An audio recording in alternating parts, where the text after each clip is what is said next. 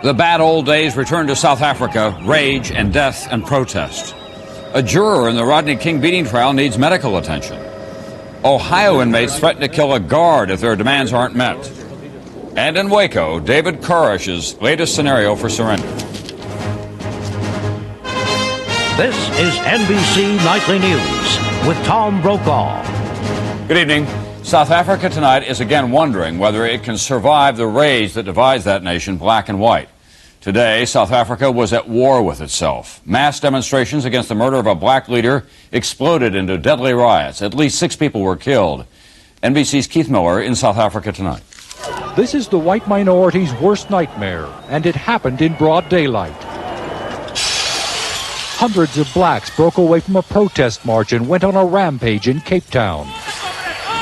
It was like this in at least 5 other cities as a national strike and day of mourning for the murdered black leader Chris Hani went out of control. South African President de Klerk went on nationwide television announcing the government would resort to emergency powers to deal with the violence. Nelson Mandela, president of the ANC, addressed a rally in Soweto, only to be booed when he passed along condolences from the white-run government. Order, please!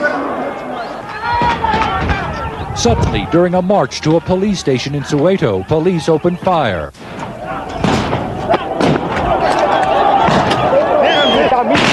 At least 3 people died here, and hundreds were injured in the stampede to escape the gunfire. In other cities, however, tens of thousands of people marched peacefully. The ANC estimated that more than 1.5 million people took to the streets, and estimated 80% of the workforce obeyed the call to strike. We are very angry, we are embittered, we are bleeding, but we are saying to our people, be careful. You listen to your leaders. Today's violence comes at a critical time for South Africa. Political leaders are a week away from opening final negotiations to lead the country to a multiracial democracy. But the failure of black leaders to control their followers has damaged their credibility. And tonight, many white South Africans watching these images are wondering if the move toward democracy will bring even greater threats to peace and security. Keith Miller, NBC News, Johannesburg. In Bosnia tonight, the shock of the latest Serb atrocity there still have not worn off.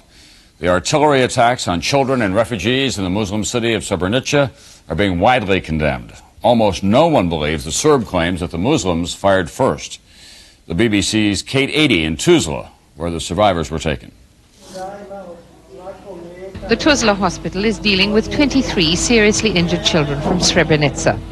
Nearly all were in the playground of the school which served as their home when a shell fell among them.